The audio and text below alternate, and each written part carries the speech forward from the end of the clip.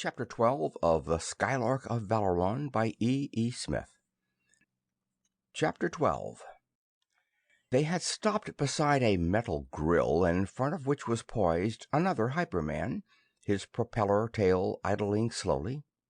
He had thought that he was to be Seaton's jailer, and as he swung the barred gate open, he engaged the terrestrial's escort in optical conversation, a conversation which gave Seaton the mere instant of time for which he had been waiting. "So these are the visitors from outer space, whose bodies are so much denser than solid metal?" he asked curiously. "Have they given you much trouble?" "None at all. I touched that one only once, and this one that you are to keep here wilted at only the third step of force. The orders are to keep them under control every minute, however. They are stupid, senseless brutes, as is of course to be expected from their mass and general make-up. They have not given a single sign of intelligence of even the lowest order, but their strength is apparently enormous, and they might do a great deal of damage if allowed to break away from the trident." "All right. I'll hold him constantly until I am relieved." And the jailer, lowering his own trident, extended a long tentacular arm toward the grooved and knobbed shaft of the one whose teeth were already embedded in Seaton's tissues. Seaton had neither perceived nor sensed anything of this conversation, but he was tense and alert, tight-strung to take advantage of even the slightest slackening of the grip of the grappling fingers of the controller. Thus, in the bare instant of the transfer of control from one weird being to the other, he acted, instantaneously and highly effectively. With a twisting leap, he whirled about, wrenching himself free from the punishing teeth of the grapple. Lightning hands seized the shaft and swung the weapon in a flashing arc. Then, with all the quickness of his highly trained muscles and with all the power of his brawny right arm, Seaton brought the controller down full upon the grotesque head of the Hyperman. He had given no thought to the material character of weapon or of objective. He had simply wrenched himself free and struck instinctively, lethally, knowing that freedom had to be won then or never. But he was not wielding an earthly club or an Osnomian bar, nor was the flesh opposing him the solid substance of a human and three-dimensional enemy. At impact, the fiercely driven implement flew into 1,000 pieces, but such was the power behind it that each piece continued on, driving its relentless way through the tenuous body substance of the erstwhile guard. That body subsided instantly upon the floor, a shapeless and mangled mass of oozing, dripping flesh. Weaponless now, holding only the shattered butt of the ex-guard's trident, Seaton turned to confront the other guard, who, still holding Margaret helpless, was advancing upon him, wide-open trident to the fore. He hurled the broken stump. Then, as the guard nimbly dodged the flying missile, he leaped to the barred door of the cell. He seized it and jerked mightily, and as the anchor bolts of the hinges tore out of the masonry, he swung the entire gate in a full sweeping circle. Through the soft body the interlaced bars tore, cutting it into ghastly, grisly dice, and on across the hall, tearing into and demolishing the opposite wall. "All right, Peg, or did he shock you?" Seaton demanded. "All right, I guess. He didn't have time to do much of anything." "Fine, let's snap it up then. Or, wait a minute. I'd better get us a couple of shields. We've got to keep them from getting those stingarees into us again. As long as we can keep them away from us, we can do about as we please around here. But if they ever get hold of us again, it'll be just too bad." While Seaton was speaking, he had broken away and torn out 2 great plates or doors of solid metal, and, handing one of them to his companion, he went on, "Here, carry this in front of you and we'll go places and do things." But in that time, short as it was, the alarm had been given. and up the corridor down which they must go was advancing a corps of heavily armed beings. Seaton took one quick step forward, then, realizing the impossibility of forcing his way through such a horde without impalement, he leaped backward to the damaged wall and wrenched out a huge chunk of masonry. Then, while the upper wall and the now unsupported ceiling collapsed upon him, their fragments touching his hard body lightly and bouncing off like so many soft pillows, he hurled that chunk of material down the hall and into the thickest ranks of the attackers. Through the close-packed phalanx it tore, as would a plunging tank through massed infantry, nor was it alone. Mass after mass of rock was hurled as fast as the Earthman could bend and straighten his mighty back, and the Hypermen broke ranks and fled in wild disorder. For to them Seaton was not a man of flesh and blood, lightly tossing pillows of eiderdown along a corridor through an assemblage of wraith-like creatures. He was to them a monstrous being, constructed of something harder, denser, and tougher than any imaginable metal. A being driven by engines of unthinkable power, who stood unharmed and untouched, while masses of stone, brickwork, and structural steel crashed down upon his bare head.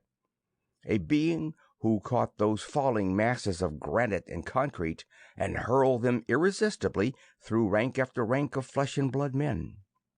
"Let's go, Peg," Seaton gritted. "The way's clear now, I guess. We'll show those horse-faced hippocampuses that what it takes to do things, we've got." Through the revolting, reeking shambles of the corpse-littered corridor they gingerly made their way. Past the scene of the battle, past intersection after intersection, they retraced their course, warily and suspiciously at first. But no ambush had been laid. The Hypermen were apparently only too glad to let them go in peace, and soon they were hurrying along as fast as Margaret could walk. They were soon to learn, however, that the denizens of this city of four-dimensional space had not yet given up the chase.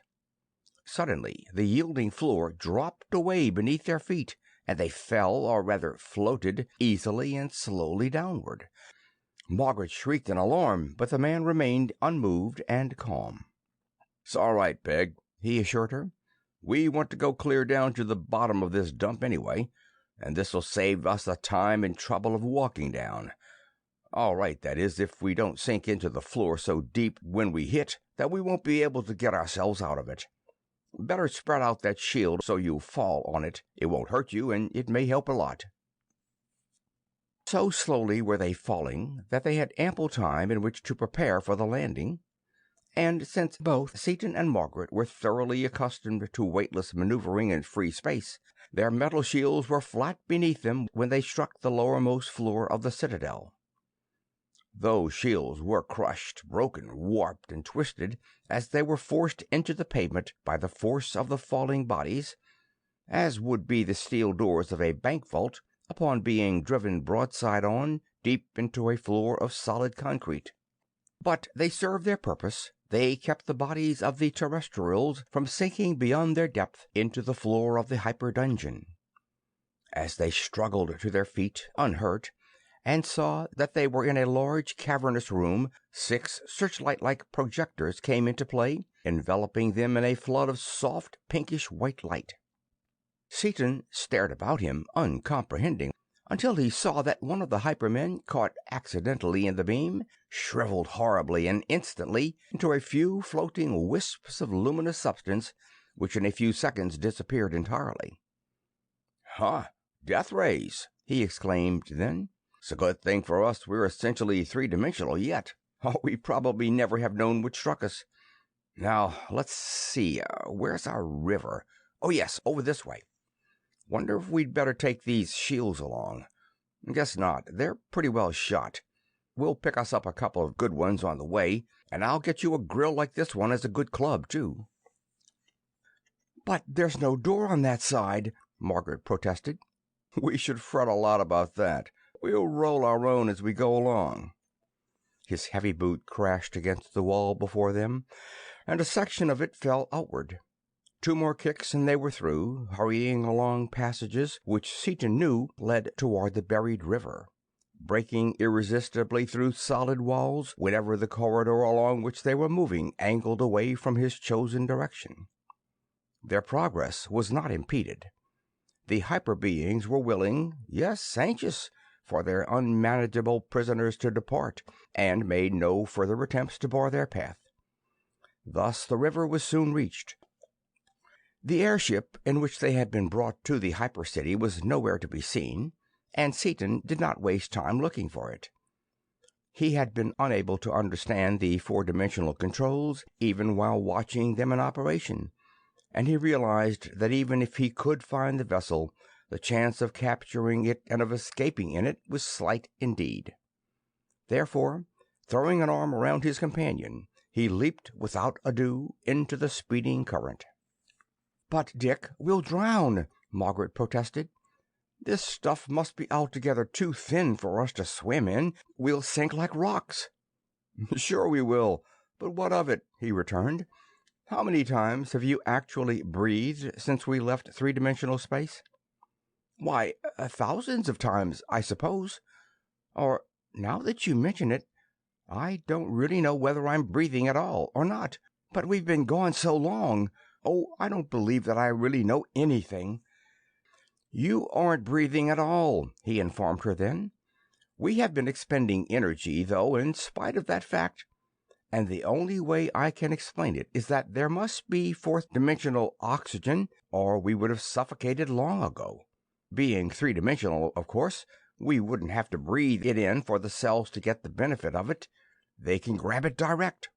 Incidentally, that probably accounts for the fact that I'm hungry as a wolf, but that'll have to wait until we get back to our own space again." True to Seaton's prediction, they suffered no inconvenience as they strolled along upon the metalled pavement of the river's bottom, Seaton still carrying the bent and battered grating with which he had wrought such havoc in the corridor so far above. Almost at the end of the tunnel a shark-like creature darted upon them, dreadful jaws agape. With his left arm Seaton threw Margaret behind him, while with his right he swung the 4-dimensional grating upon the monster of the deeps. Under the fierce power of the blow, the creature became a pulpy mass, drifting inertly away upon the current, and Seaton stared after it ruefully. "That particular killing was entirely unnecessary, and I'm sorry I did it," he remarked. "Unnecessary? Why, it was going to bite me!" she cried. "Yeah, it thought it was, but it would have been just like one of our own real sharks trying to bite the chill steel prow off of a battleship," he replied. "Here comes another one. I'm going to let him gnaw on my arm and see how he likes it." On the monster came with a savage rush, until the dreadful outthrust snout almost touched the man's bare extended arm. Then the creature stopped, dead still in mid-rush, touched the arm tentatively, and darted away with a quick flirt of its powerful tail. "See, Peg, he knows we ain't good to eat. None of these hyper-animals will bother us. It's only these men with their meat-hooks that we have to fight shy of. Here's the jump-off. Better we hit it easy like. I wouldn't wonder if that sandy bottom would be pretty tough going. I think maybe we'd better take to the beach as soon as we can." From the metalled pavement of the brilliantly lighted aqueduct they stepped out upon the natural sand bottom of the open river. Above them was only the somberly sullen intensity of velvety darkness, a darkness only slightly relieved by the bluely luminous vegetation upon the river's either bank. In spite of their care they sank waist-deep into that sand, and it was only with great difficulty that they fought their way up to the much firmer footing of the nearer shore. Out upon the margin at last they found that they could make good time, and they set out downstream at a fast but effortless pace. Mile after mile they traveled until, suddenly, as though some universal switch had been opened, the ghostly radiance of all the vegetation of the countryside disappeared in an instant, and utter and unimaginable darkness descended as a pall. It was not the ordinary darkness of an earthly night. nor yet the darkness of even an earthly dark room. It was indescribably, completely, perfect darkness of the total absence of every ray of light, unknown upon earth and unknowable to earthly eyes. "Dick!" shrieked Margaret. "Where are you?" "Right here, Peg. Take it easy," he advised, and groping fingers touched and clung. "They'll probably light up again. Maybe this is their way of having night. We can't do much, anyway, until it gets light again. We couldn't possibly find the Skylark in this darkness, and even if we could feel our way down river we'd miss the island that marks our turning off point. Here, I feel a nice soft rock. I'll sit down with my back against it, and you can lie down with my lap for a pillow, and we'll take us a nap. Wasn't it Porthos or some other one of Dumas' characters that said, 'He who sleeps eats'?" "Dick, you're a perfect peach to take things the way you do." Margaret's voice was broken. "I know what you're thinking of, too. Oh, I do hope that nothing has become of them."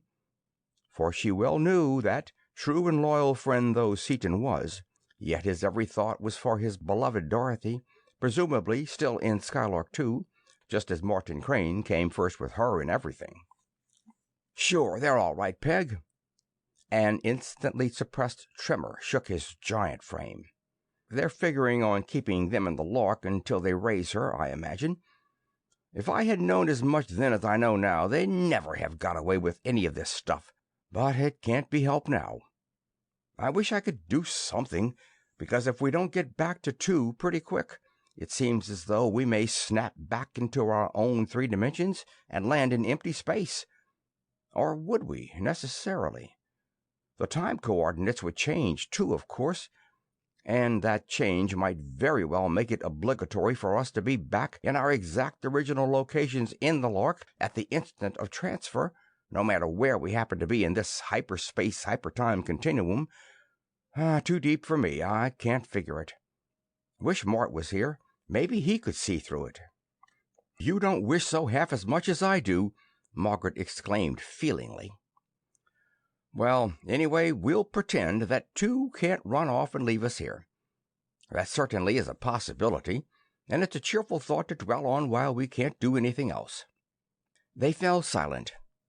Now and again Margaret dozed, only to start awake at the coughing grunt of some nearby prowling hyperdenizen of that unknown jungle. But Seaton did not sleep. He did not even half believe in his own hypothesis of their automatic return to their spaceship, and his vivid imagination insisted upon dwelling lingeringly upon every hideous possibility of their return to 3-dimensional space outside their vessel's sheltering walls. And that same imagination continually conjured up visions of what might be happening to Dorothy, to the beloved bride who, since their marriage upon far distant Osnome, had never before been separated from him for so long a time. He had to struggle against an insane urge to do something, anything, even to dash madly about in the absolute blackness of hyperspace in a mad attempt, doomed to certain failure before it was begun, to reach Skylark 2 before she should vanish from 4-dimensional space. Thus, while Seaton grew more and more tense momently, more and ever more desperately frustrate, the abysmally oppressive hypernight wore illimitably on, creeping, plodding, dragging endlessly along, extending itself fantastically into the infinite reaches of all eternity. End of chapter 12.